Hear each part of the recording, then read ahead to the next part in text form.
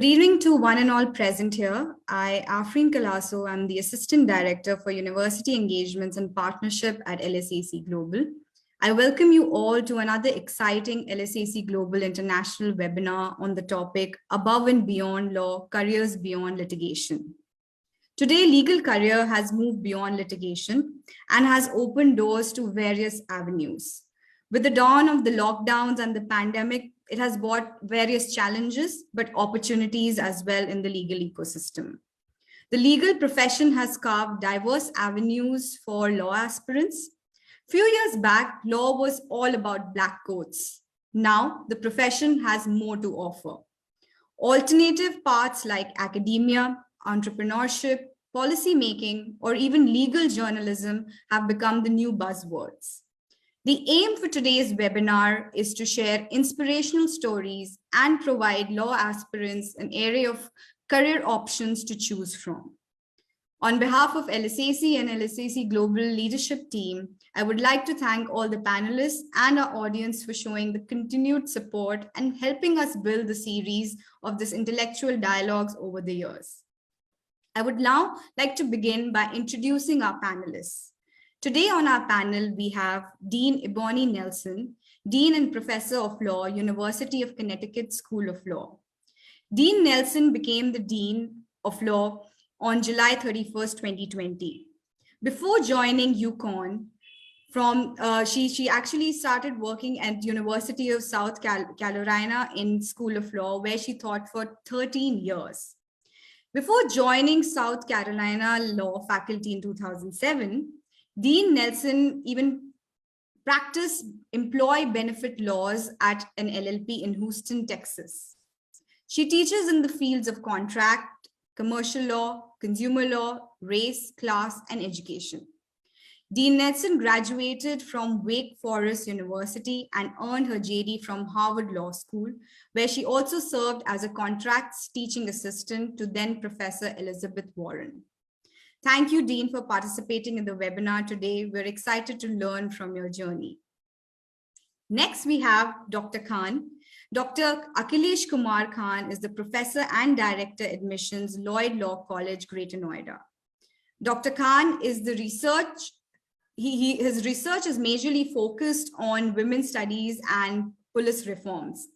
Dr. Khan is also an experienced professional for the last 12 years, heading the Lloyd Law College as a deputy director.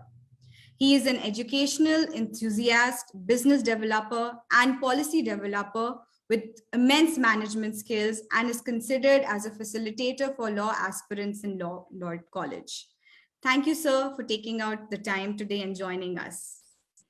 We also have Dr. Kiran Gardner. Dr. Gardner is the Dean School of Law at Alliance University. She holds a double PhD, one in law and the other in education. Before joining Alliance University, Dr. Gardner had worked as Dean at various colleges across India. As a resource person, she has contributed towards police training and delivering legal awareness lectures for women, community leaders, students, and professionals. Dr. Gardner, I believe that today's students will have a lot to learn in terms of how they can form a career path in the legal profession. Thank you for joining us today. And last but not the least, we have Dr. Nachiketa Mittal. Dr. Mittal is the Professor of Law and Associate Dean and Director of Faculty of Law at Jagran Lake City University, Bhopal. A former faculty of law from National Law University, Odisha, he has also worked with the Honorable Chief Justice of India in the Supreme Court of India. During the national lockdown in April 2020, Dr. Mittal established an online teaching platform called the Virtual Law School. It aims at enabling access to quality law teaching for thousands of law students who cannot get admission in top law schools in the country due to various reasons. Dr. Mittal, thank you for joining us today. We're really happy to have you on the panel and look forward to your opinions and insights on the topic today. Now, as this is a fireside style chat, I would be asking questions to the panelists and we will work around the conversation. Additionally, I request the audience members to write their questions in the Q&A section as we commence, and we shall take those questions at the end. Let me start with Dean Nelson today. Dean Nelson, you work primarily on education law and policy. According to you, what can law schools offer other than training students for advocacy skills? And are there any other skill set a law school brings to the table? Well, thank you so much for that question. Let me start by saying good morning, good afternoon, good evening, depending on where you are attending from. It is really an honor to be with you all today. And I really want to thank Youssef Abdul Karim for the invitation, as well as LSAC and LSAC Global for the invitation to participate in this important conversation. You know, that's such a wonderful question because it's often thought, oh, going to law school means you're going to go out and be a litigator, you're going to go out and be trying cases in front of a court representing clients. And yes, that's a very important role for lawyers and legal education. It's somewhat of a limited role. The wonderful thing about law school and about legal education is that there's a variety of different types of skill sets that it imparts, and that students then take those skills into various arenas. And so just for an example, when you think about, you hear about law school, at least here in the States, that law school teaches you to think like a lawyer. Well, what does that even mean, think like a lawyer? One of the biggest and most important skill sets that a legal education gives you is how to develop your critical analysis skills, how to take a problem, an issue, and look at it from every single possible iteration to come up with a solution. So at the heart of what a legal education does is it gives you that skill set to be problem solvers. So that critical analysis, how do I think about the issue? How do I anticipate and communicate arguments? How can I anticipate counter arguments? How can I look at this problem from a wide variety of different perspectives to come up with a solution? So critical analysis and critical thinking is very important. Another very important skill set that a legal education provides is developing your writing skills.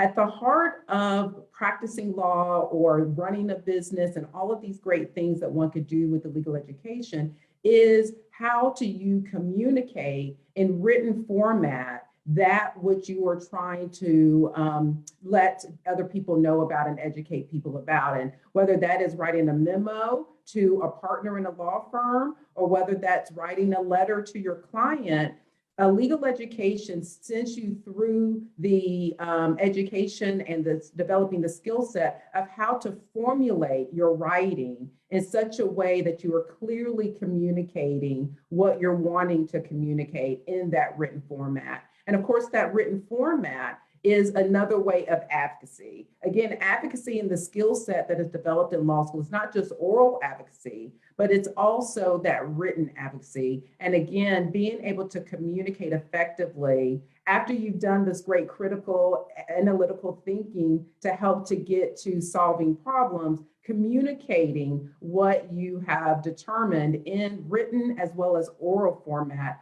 are some of the great things that a law school will teach you. That again, is not just helpful for practicing law in the traditional sense of being at a law firm or working at a nonprofit organization, but also if you want to do policy work, if you want to be in the state house or in Congress and thinking about how to help shape lawmakers and policymakers, that critical thinking analysis, that communication in written format, those oral advocacy skills are skills that are transferable for a lot of different paths after law school. Thank you, Dean Nelson. I think it's important to sort of highlight that law school is not just about, reading the statutes or legislation. It's much more. And that is what law schools have to offer, which sort of directs me to Dr. Mittal here. Dr. Mittal, according to you, what do you think law schools offer, and specifically in the Indian scenario? How do you think it's different? Because you've had the experience to work closely with US law schools as well. What do you think are the other skill sets Indian law schools have to offer to law aspirants? Yeah, thank you, Afreen, and thank you for giving this opportunity to express my thoughts and share perspective on this very important issue. I would suggest that there have been a number of innovations which have been done in the legal education, both in India, abroad, and all these Commonwealth countries also. But I would suggest that we should look at it also little beyond the conventional approaches. I mean, in corroboration to what Dean Nelson has said, I would say that what Indian law schools do generally is that we are trying to also prepare our law students to be socially relevant for a reason that there are many times we find the law students prefer to work with the civil society organizations. And India being one of the developing nations and also having a very diverse kind of population, and we coexist with different kind of diversities here. So by virtue of all of these, it becomes very necessary for Indian law schools not only to prepare the students or the graduates for the corporate, if they do so, then we try to also imbibe into them a market-friendly approach as a problem solver, which is what Dr. Nelson also highlighted. Apart from that, ethical researcher is something which I believe Indian law schools and also US law schools have been really promoting in all our scholars, and also that how the law graduates can work with the policymakers. Of late, I have seen this trend rising. I've also seen the Indian law schools now giving this space to the law students, that how after every bill which is presented in the parliament, the students are now gearing up to write their opinion pieces on those bills. They're also sending recommendations to the parliamentary standing committees. They're sending sometimes the recommendations also to the judges, and they have also been working with the law clerks. So besides, the traditional conventional form of litigation, which is the title of the webinar also today, the different kinds of skill sets which are coming into the Indian law schools, mainstream thought process. And I believe in that regard, we are no different with any competitive global law school in India or US or UK or Europe, anywhere. Thank you, Dr. Mittal. I think this gives a good insight in terms of how Indian law schools are reinventing, which actually brings me back to Dr. Khan here. Dr. Khan, you have had a fair chance of contributing in the legal education system by making it accessible to all. According to you, if somebody does not want to pursue litigation as a career option, what are the other things which they have in line, and what are those skill sets which help them to sort of pursue that later on, while they sort of take up law as a career? Thank you, ma'am. Thank you for the opportunity to speak with these young minds of today's. Basically, you see, as Dr. Nelson and also specify that everything in legal education nowadays is all about the skill set. The more you will provide the skill set to the students, the more they will be able to cope up with the whole kind of situations around them and the problems they are facing in day-to-day life. You see, now it is not limited to only what you earlier said, that to the black coats and then going to the courts and arguing with your cases. With that, you have lots of other opportunities available. Let's say what happens in our college also, what we have done, we have made established almost 20 skill centers through which we are just trying to enhance the skill of the students. Be it research is one field, then if you talk about trial advocacy itself is a different field, then even in the trial advocacy, there are different fields, whether it is a civil litigation, criminal litigations, some other. And what happens then nowadays, most of the students, what Dr. Nachiketa has also specified, that now students are more inclined towards the policy making. What we have also done in the law school, we have started with a certificate program in policy making itself, and students are liking it very much, and they are participating in it, and they are drafting the policies related to it nowadays, and just trying to just give this policy thoughts to other policy makers as well. Beside that, if you see, ADR is a new field nowadays, and recently you see in Hyderabad also International Arbitration Center has been established. Earlier, Dr. Tariq Khan, who happens to be the registrar of this our organization, he used to visit our college and happens to be one of the guest lecturer. And we have started with this ADR cell within the society. And we have seen lots of changes within the students also. So we have done it that we have just created the cell with a module designed for them, and from first semester onwards we are trying to enhance their skill in ADR also. So it's not limited to one field, you see. It's there are different horizons where students can work on, and then definitely brush up their skill and go into the different field. And one of the major thing in India, you see, judiciary has always been the one of the best choice for the student.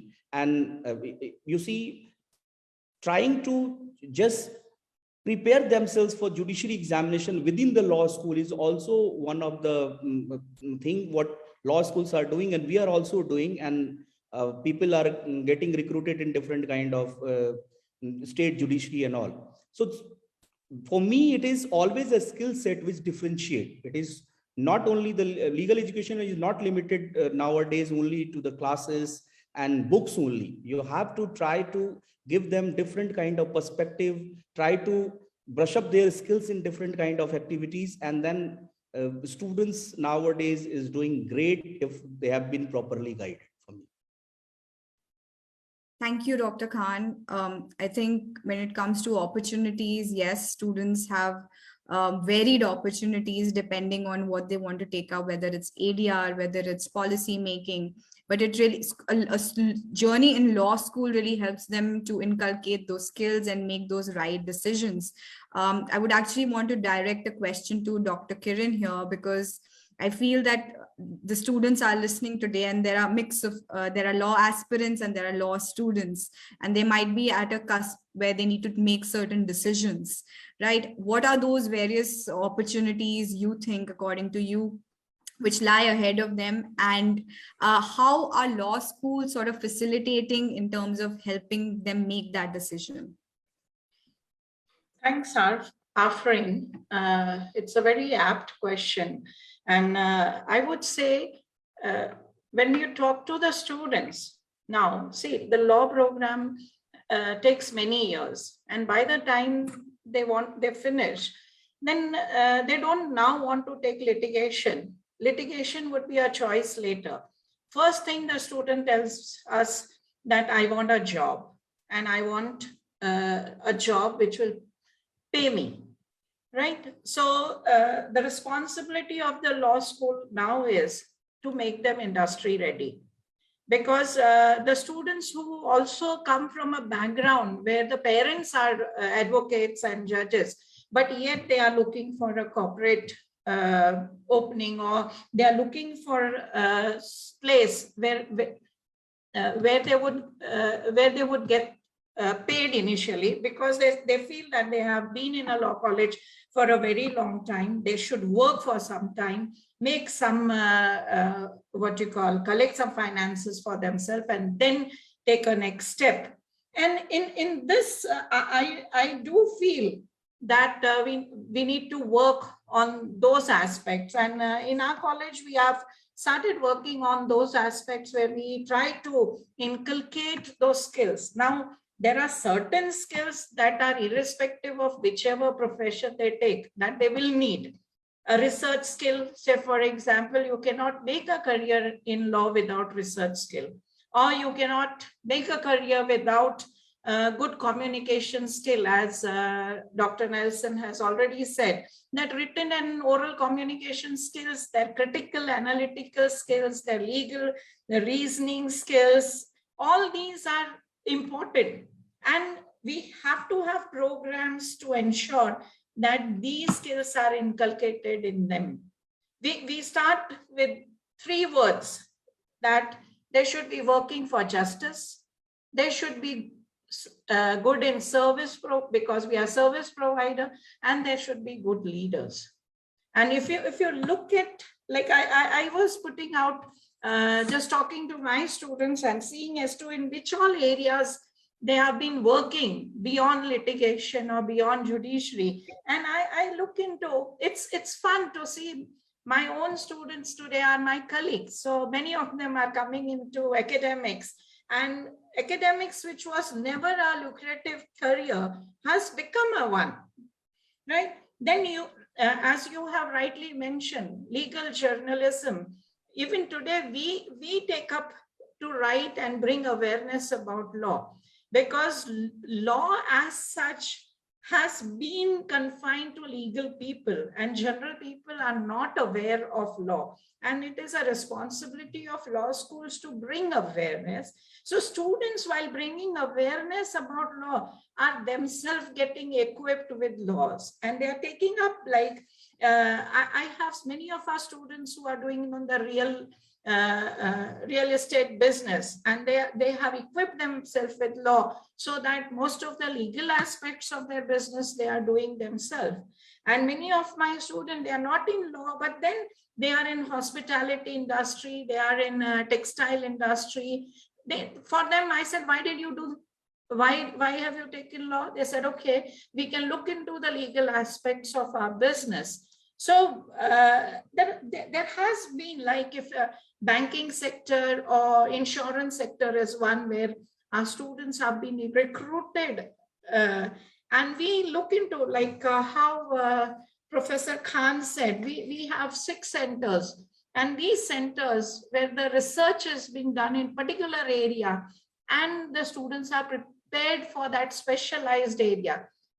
One center which is really in demand is a center for corporate and commercial laws. Another center that is very coming up is the center on ADR, which rightly pointed out by Dr. Akhilesh, that it's a growing area and students need to develop skills into this area. In the same way, a lot of students are working on international law, and that is one area where students are really interested.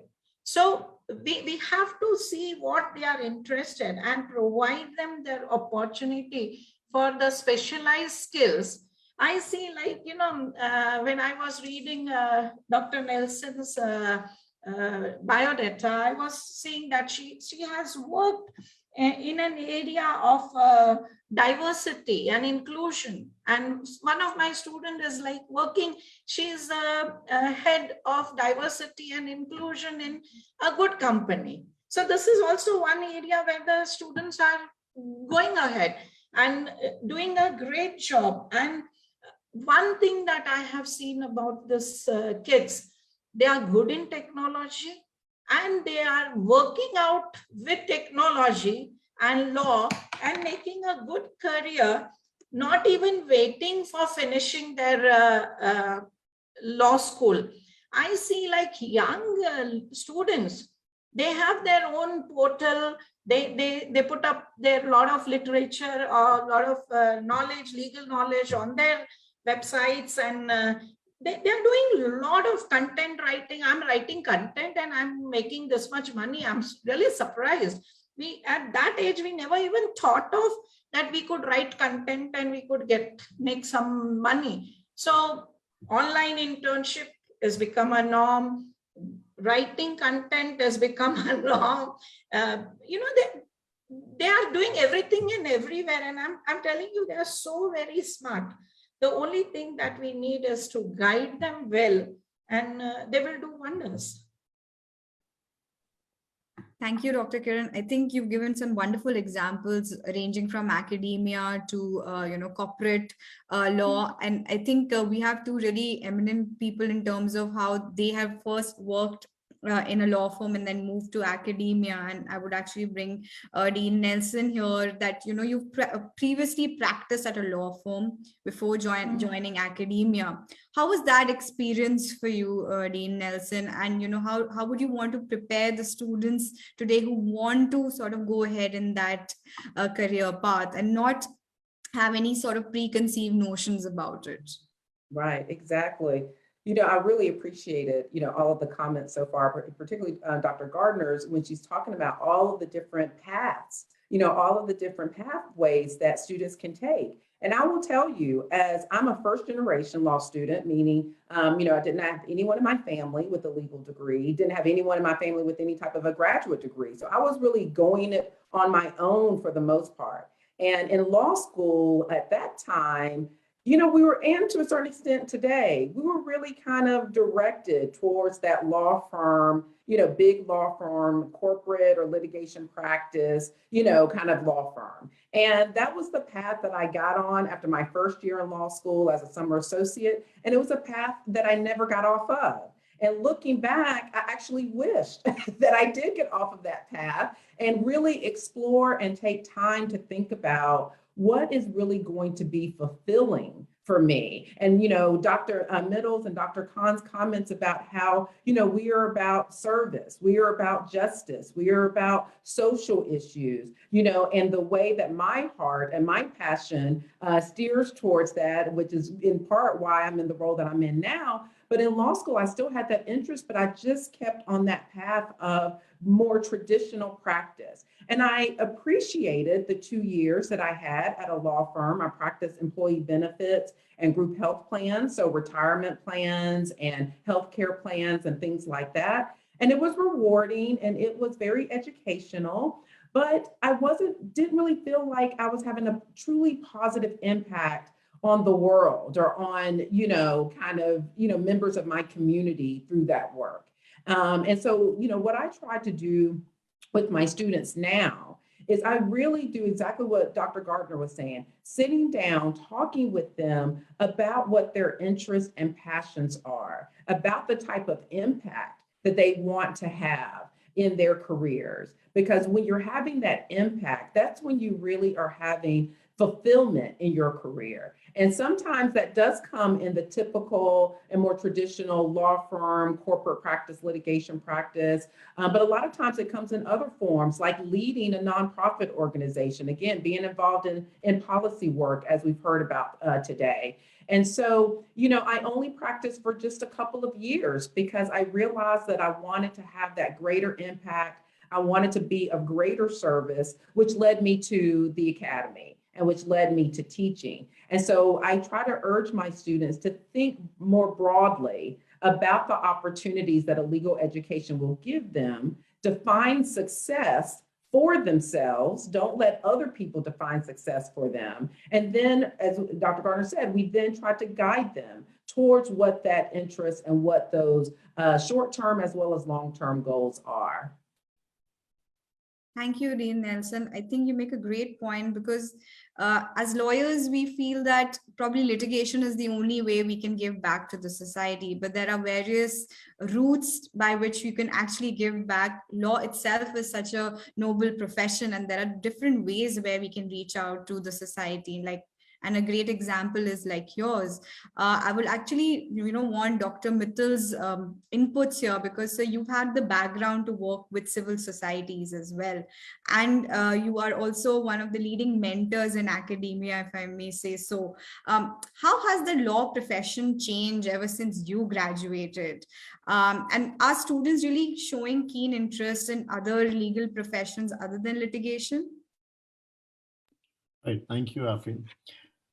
Before I come to, speaking about my journey a bit, what I always tell, law students and those hearing today must realize that the moment you think of taking law as a career choice, I always say that you have actually planned a very distinguished career for yourself. The reason is because, with all due respect to all my colleagues, friends from all other professions, lawyers often make to be the world leaders, right? Talk about Joe Biden. He went to Syracuse School, College of Law. Kamala Harris. She went to University of California, Hastings College of Law. Barack Obama went to Harvard Law School. Bill Clinton went to Yale Law School. Right? Richard Nixon and so many and so forth. So many presidents of the United States. You talk about all contemporary leading lawyers in India who have been the policymakers at the top and led the country in all deliberations and dialogues in policy formation, from later Jaitley to Kapil Sibal to Salman Khurshid to Sushma Swaraj to P. Chidambaram. All of these, giants, lawyers, legends of Indian fraternity have stepped into the shoes of external affairs minister, finance minister, defense minister, you name it, they've been there, right from technology to law to everything. So what I always tell law students is that, we as lawyers understand the pulse right from a common man to also understanding the very high standards of business of the corporates. We step into everybody's shoes in the society, right? So that's the reason when I, started my my professional career after law school. So that point in time, I specialize in human rights. You want to know a bit of my journey since. So, and I started with the civil society organizations particularly, because I thought that is something that at that point in time matched my temperament, my interest, my training. For example, for that I went on a scholarship to IB London office with the Human Rights Institute. Coming back in India, I worked with, which I proudly write in my profile, with around 150 villages. So I worked with a lot of NGOs in India. So it has shaped me, I tell you, as a law teacher after several years, because when I work with the organizations at the grassroots, I could understand that there's so much of a difference between what we see as a law being made sometimes in sitting in the AC chambers, or somewhere there's a disconnect between the lawmaking and what transpires at the ground. What does a common man require? What does a farmer require? What does there's so many people languishing in jail, and they require what kind of under trial prisoners requirements are, and so on and so forth. So there was a disconnect which I could notice. And that helped me also mentor students who used to come intern with me. Now, years later, when I came to law teaching, I could bring all of those almost as ready-made case studies, which are firsthand with me, back to the classroom. Right. So I have seen that there's been a lot of shift even now amongst the law students in last 10 years, especially. As Dr. Gardner was saying, I agree that, now law is no more the second or the third career option. It's a promising the first career option. And that's the reason, now even LSEC has such a profound presence in India. That's a testimony to it, right? That in India, we have so much profound preference being given to law as a first career option. So I've seen that there's been a paradigm shift among the law students who now are also able to understand that besides litigation, there are think tanks which they can explore as career options. They can also try to look at sometimes a very interesting combination of law and management. They can also try to look at the combination of law and tax. You have very few tax or the taxation lawyers across, I think all democracies, all countries for that matter of fact, right? You have all corporate lawyers, in general corporate abundance of it. So these are the changing trends. And I could, hone my skills right from having my foundation in the grassroots. I tell students, that's why those who are listening, while you work with the corporates, please keep your 1 foot, at least in the initial years, also with the civil society organizations. And Dean Nelson will probably agree with me. In the Europe and the West, a lot of preference is given to the community service. And the reason is because it also shapes you as a better lawyer, not merely with the knowledge of law, but with a better knowledge of society. So I think that is something which I could, get from my initial work, which led me now to keep my ears, eyes open, also looking out for law students who want to go back understanding the social realities. I hope that answers. Thank you, Professor Mittal, for that. The law students listening today would be really inspired by all of your journeys. I think it's important to highlight these points because sometimes students get lost. They're at the cutting edge of a competition amongst their peers. So it's important for us to let them know that their journey as individual people is different. They should stop comparing themselves to others, rather create their own path in this, because opportunities it's in abundance. They just have to grab it and carve their way according to what their interest lies in.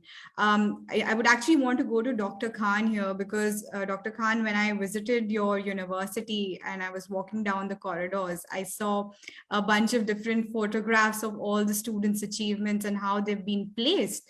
You have a placement cell which is so active, and some of those students have, say, joined legal firms. They have worked for the Indian ministry, the government of India, and they've even cracked the judiciary.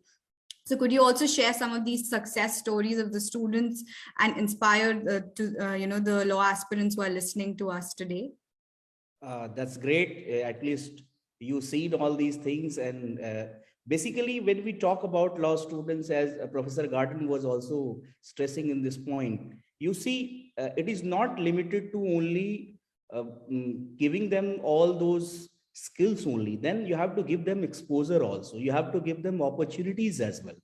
And how you can do it means, definitely, you see, once students enter into the law college, they have different kind of thoughts about their career and the way they want to grow in the life. But once they get into the law school, they get to understand, and then they realize also. Generally, I used to say with the students when they come to the college, and in the first interaction, I used to tell them that everybody wants to be Jethmalani, Mr. Jethmalani. But whether you have that much of temperament and you want to work so hard to become Mr. Jethmalani, that would be the differentiator.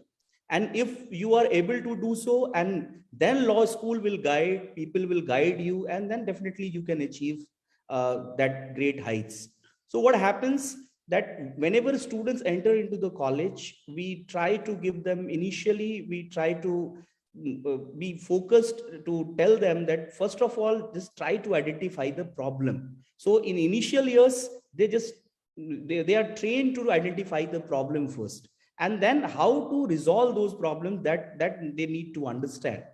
During this time, what we have done, that we have made this compulsory for all the students to do internship from the first semester itself. It's not like that they are moving to third and fourth semester in BLLB program and then they are going for the internship. And nowadays, let's say you see internship is available with online as well, so they can do simultaneously with the class as well. Means once they are finished with the class, they can write blogs, what Professor Gardner has also said, and even Professor Mittal has said that you see that with the civil society nowadays, you can work while sitting at home. So what happens then, slowly students try to understand that what is there, and they try to build up themselves as per their aspiration.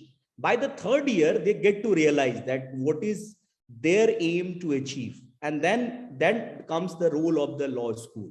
Then comes the role of the internship and placement cell. Then what we do, we have a proper module setup wherein we train the students in that particular field, be it corporate or litigation or in ADR as such, or any preparation for judiciary and all. So there are different cells through which we try to give them that particular skills only, and then we give them opportunities also. We have, you see, due to pandemic, last 2 years was not that much good, but before that we always had a job fest for the students, and it was not limited to only the law students. It was for everybody, all the law students. It was open for all the law students around India. And you believe me, so students from Delhi University, NLUs, they used to come here, and we feel very proud that they get job from here, because being at Delhi NCR, you see, there is always an advantage, I must say, that in Delhi NCR, you have better opportunities, better exposure for the students. Our students are getting this chance to interact with the Supreme Court judges and founder of law firms or managing partners of law firms coming into the college. And what they do, they interact. And also what I have seen in the law firms nowadays, there is a very good culture that is coming up, that law firms also want to interact with the students. They are coming to the campus, interacting with the students, young minds, and they also find out their probable candidates from there. And I have seen many a time when maybe people from law firms come and they point out the students while they are questioning them, and they are trying to interact with them. And they always used to ask us, can you please ask this student to get connected with me if they want any kind of internship and placement. And nowadays, I am happy to share that students are getting PPOs as well.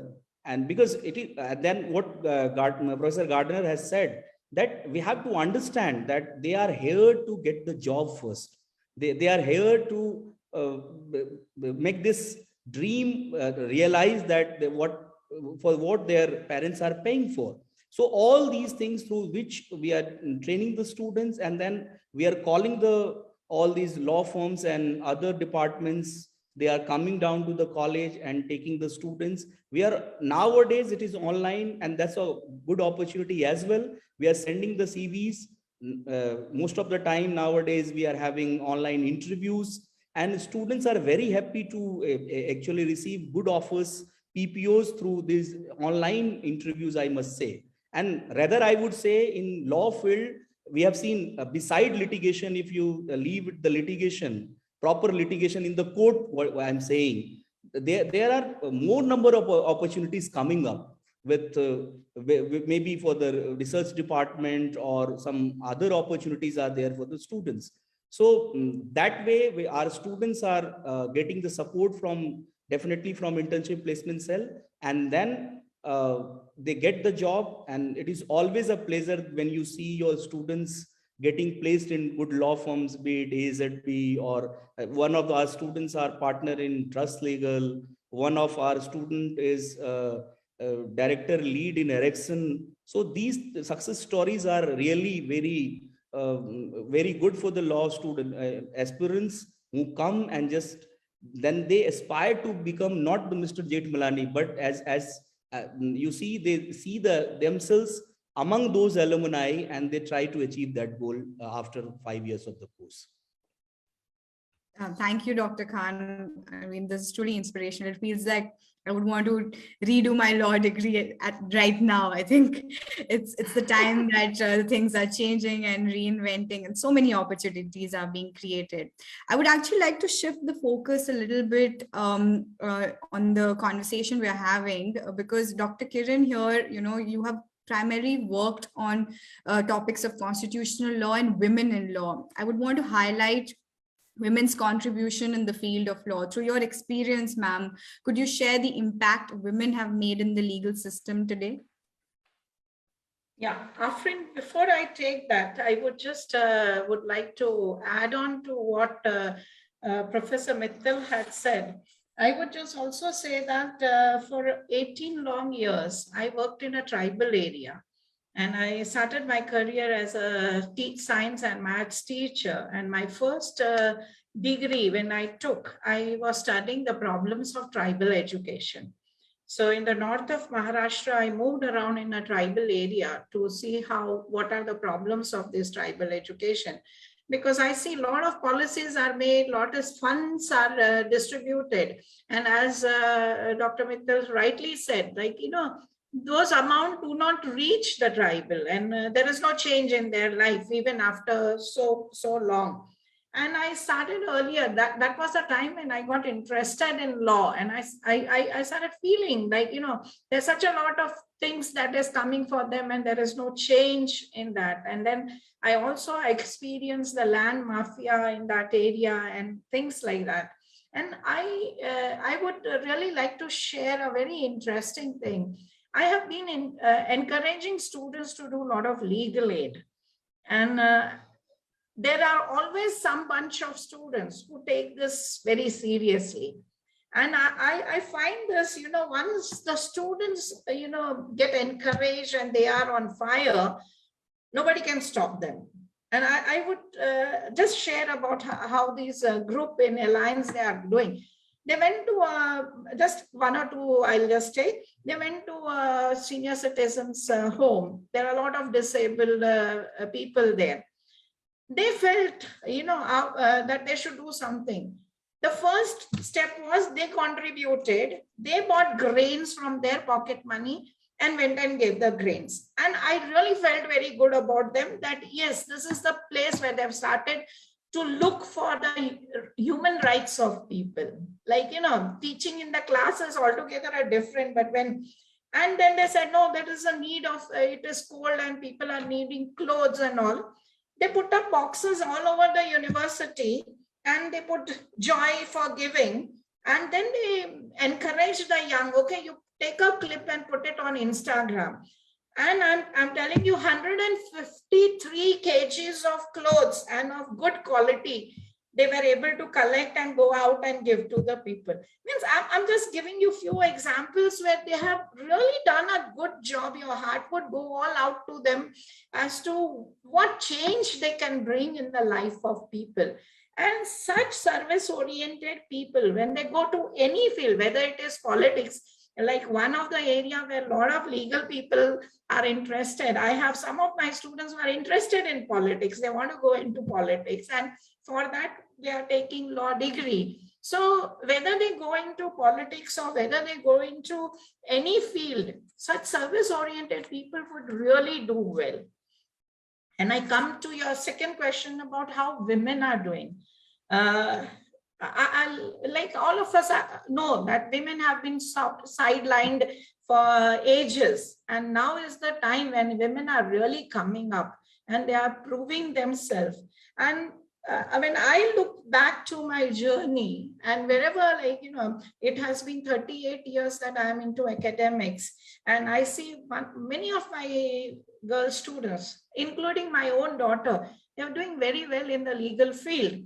And one best thing about these women leaders that have grown now, anytime, like yesterday also I was talking to one of my students, and she's heading a legal department, and I asked her whether you will come and address a student, how to prepare yourself for an in-house role. Yes, ma'am, it would be honor. And I'm telling you, in the last this year, so many of my students have come to handhold the junior as to how they can make a career in the legal field. And I would like to say, like, Swara over here is also one of my students, like, who have been doing very well, and they are contributing not only for their career, they are helping the society, and they are helping the nation at large also. And I'm really proud that women are doing well, and in the days to come, I'm sure they will have their share. But the researchers also show that with this pandemic, the women who were working, the percentage of women has gone down from 27 to 17%, and they are not equally contributing towards. Also need to see that our girls, they are doing well, and they grow in their field. And if we do that, I think there's going to be a big change, because I really feel one thing, that women, when they are taking up their position, they are really doing a good job. Okay. Thanks a lot, Afrin. Thank you, Professor Kiran.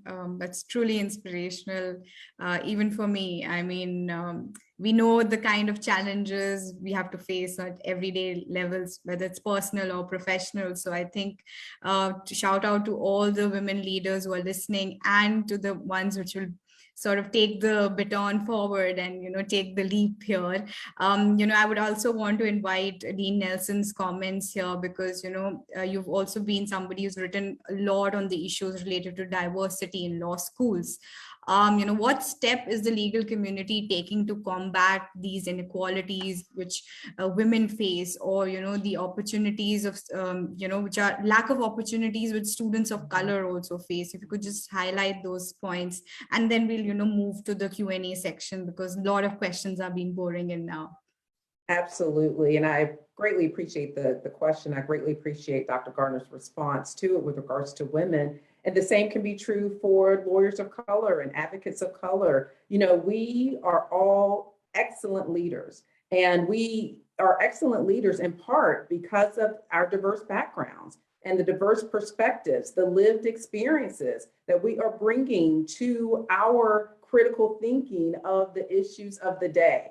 And so when we bring those lived experiences to that problem solving, again, in all of these various different areas in which we can use our legal education that we've been talking about today, it really does help to make our institutions better, our organizations better, and ultimately our societies better. And so I'm very excited that although barriers and hindrances do remain for the advancement of students of color, lawyers of color, and female lawyers and female advocates as well, we have seen real progress. And so I'd love to see how corporations and law firms have partnered with law schools to provide scholarships for those from diverse backgrounds and for women scholars and leaders and students.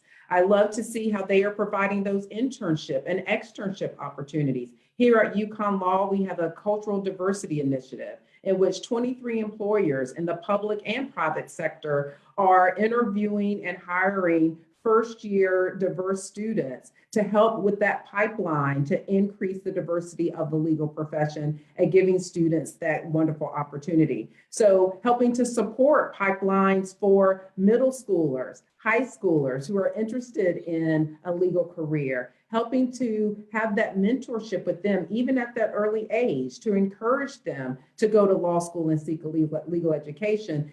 Those kinds of programs require funding. They require support. So it's been wonderful to see the partnerships between law firms and corporations and law schools to help with that pipeline of diverse leaders to help our society be more equitable and to be more just. And so it's, again, been very encouraging, and representation matters. I'm not surprised to hear Afreen, being so inspired by the Professor Gardners of the world, and by the Kamala Harrises of the world, our first female vice president and first vice president of color here in the States. Representation does in fact matter. And for those students of color, for those female students, seeing the great excellence that the female leaders and the leaders of color are bringing to their institution helps to inspire them to walk those same pathways, again, as they are formulating their own career path. So it's been wonderful to see those kinds of partnerships and that kind of support. Thank you, Dean Nelson, and we hope that this initiative sort of works even in a more robust way so that opportunities are created for everyone. I would actually now move to the Q&A section because there are a couple of questions students are asking, and I'll try to club a few so that the panelists can answer in that way. So we have Balaji. He is an NLU aspirant, and he also is wanting to know about ADR skills and skill set which can be found in central government colleges. To this, I would also like to add there are other law aspirants who are a bit confused between NLUs and non-NLUs providing certain opportunities. So I open this question to both Dr. Mittal and Dr. Khan, because I think they'll be in a good position to sort of address the myths around NLUs and non-NLUs and the kind of opportunities these law schools have to offer, and specifically dealing with the ADR cell.